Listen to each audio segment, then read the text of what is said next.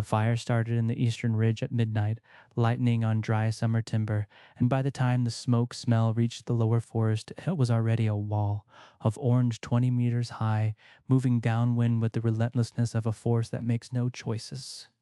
The animals of the lower forest know fire, they know the smell, the heat, the instinct to move away from both, and the movement that begins that night is the organized chaos of hundreds of creatures, all trying to go in the same direction with different ideas about the route.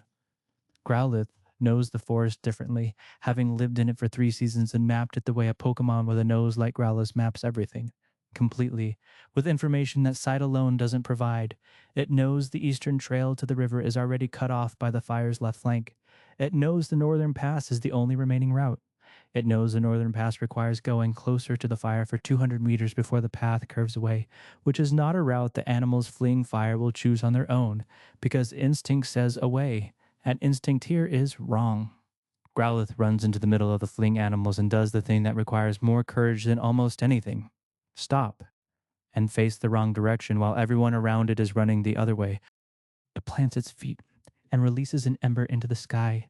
Not at anything, just a signal, a bright warm light in a direction nothing is looking, and then it runs north toward the fire's edge with everything it has. Some follow, not many at first, but some, and some is enough. Growlithe leads them along the 200 meters where the fire is close enough to feel on the face, where the smoke is thick and the footing is hot through the paws, and the sounds of the fire are enormous and immediate and real, and it doesn't stop and it doesn't look back and it doesn't let its pace drop, because the only way through is through, and that way is north.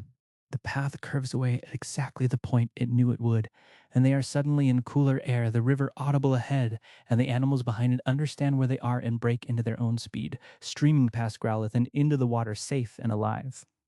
More come after, following the path of the first group cut through the fiord.